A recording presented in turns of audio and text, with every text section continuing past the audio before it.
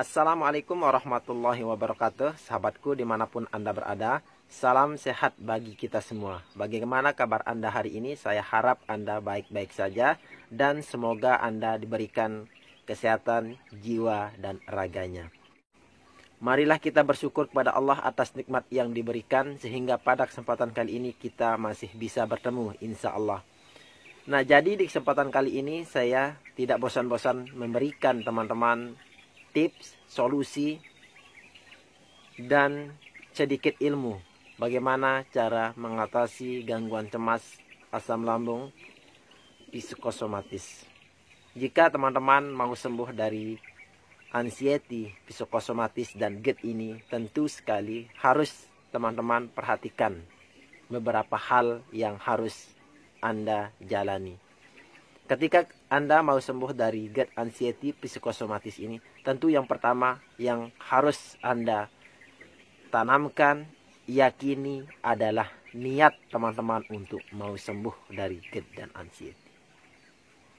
Jadi tidak ada artinya Anda minum herbal, minum obat tertentu, konsultasi ke dokter jika niat untuk sembuh itu tidak ada di dalam diri teman-teman.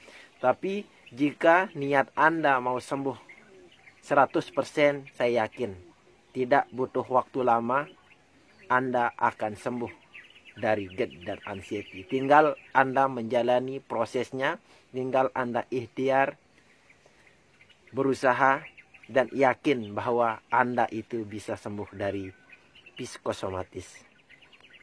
Yang kedua yang harus Anda lakukan, yaitu tentu sekali adalah berdoa. Karena sumber kekuatan kita adalah berdoa.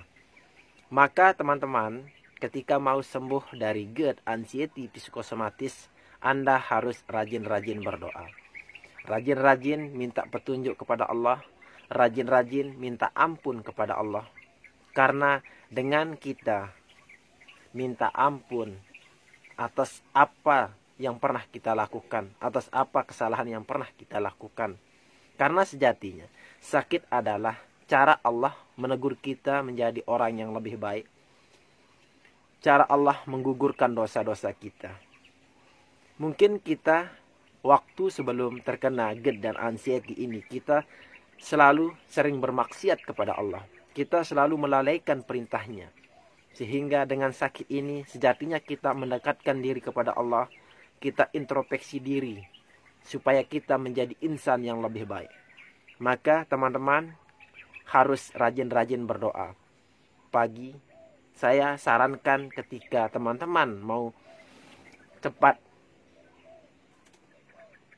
lakukan sholat tahajud, minta petunjuk kepada Allah di tengah malam, di saat situasi yang ada hanyalah doa kita yang kita dengarkan, sehingga kita itu lebih khusyuk dalam beribadah kepada Allah. Kita lebih khusyuk mengucapkan doa. Kita lebih khusyuk dalam meminta kesembuhan kepada Allah. Karena sejatinya kesembuhan itu adalah milik Allah. Jadi apalah alasan kita tidak berdoa. Selanjutnya yang harus kalian lakukan yaitu adalah pasrah. Ikhlas atas apa yang Anda alami. Atas apa yang Anda rasakan ketika pikiran Anda goyah, pikiran Anda tidak menentu, pikiran Anda negatif, serahkan semuanya. Ketika Anda merasa takut, ketika Anda merasa khawatir yang berlebihan, serahkan semuanya kepada Allah. Karena sejatinya, hidup ini adalah milik Allah. Nah, jadi teman-teman itu harus ikhlas, harus pasrah dengan apa yang Anda rasakan. Niscaya lambat laun pasti Anda akan merasakan jauh lebih baik ketika Anda sudah ikhlas, sudah pasrah dengan apa yang Anda rasakan. Karena ini adalah tips, karena ini adalah pengalaman pribadi saya yang pernah saya lakukan. Ketika memang awal saya terkena GERD dan anxiety psikosomatis ini, takut sekali melakukan ibadah. Karena ketika mau meningkatkan ibadah, jantung saya itu berdebar. Nah, jadi ketika saya sudah terbiasa, saya latih, lama-lama ibadah ditingkatkan, semua ditingkatkan, yang positif, maka lama-kelamaan jiwa kita itu lebih tenang. Maka ini yang saya sarankan kepada teman-teman, ikhlas pasrah dengan keadaan yang Anda miliki. Serahkan semuanya kepada Allah. Jadi terasa bahwa tidak ada yang membuat kita itu takut, tidak ada yang membuat kita itu cemas, khawatir yang berlebihan. Karena kita tahu sejatinya semuanya adalah milik Allah. Ya, jadi teman-teman itu serahkan, ikhlaskan, pasrah dengan apa yang Anda rasakan.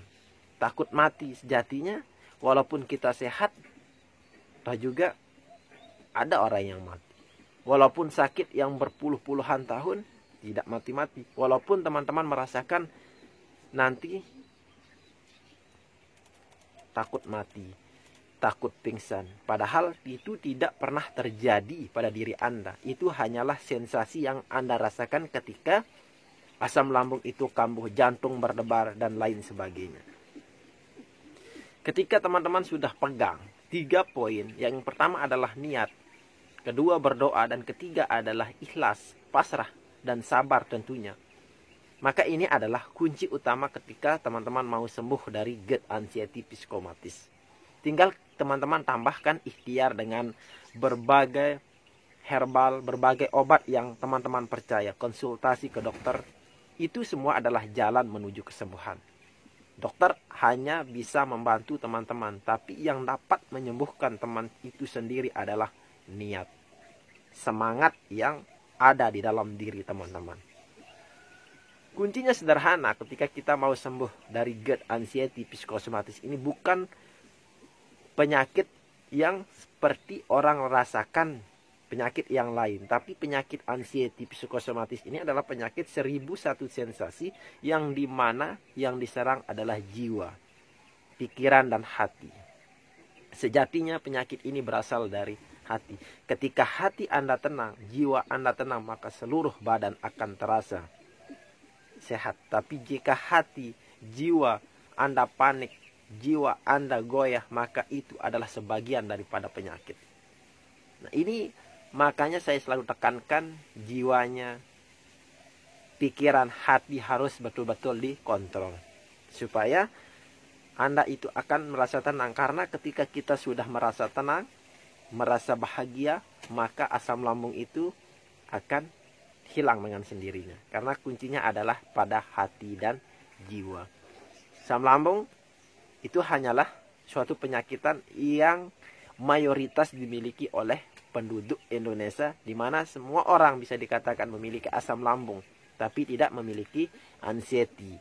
Karena fokusnya adalah anxiety psikosomatis. Ini sebenarnya yang dapat menyebabkan kita itu takut keluar rumah, takut bepergian, takut ke sana kemari, keringat dingin, tangan basah, kaki basah. Itu diakibatkan karena psikosomatis, teman-teman.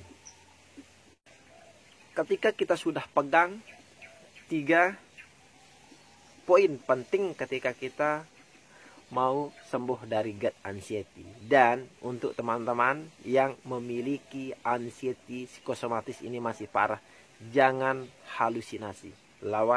Bukan lawan. Maksud saya ketika pikiran Anda halusinasi memikirkan hal-hal yang tidak penting, hal-hal yang tidak pasti, alihkan pikiran itu. Dengan cara apa? Dengan cara Anda itu melakukan hal-hal positif di sekitar Anda. Banyak kok hal-hal positif yang bisa dilakukan. Tinggal teman-teman itu bisa mengatur, bisa membuat hal-hal positif itu menjadi lebih menyenangkan. Nah, ketika kita berbicara terkait dengan hati, pikiran, jiwa, maka ini adalah poin penting, teman-teman. Mungkin ini yang bisa saya sampaikan di kesempatan kali ini. Jika bermanfaat, silahkan share ke sosial media Anda dan dukung channel ini supaya channel ini lebih berkembang dengan cara subscribe. Terima kasih. Wassalamualaikum warahmatullahi wabarakatuh.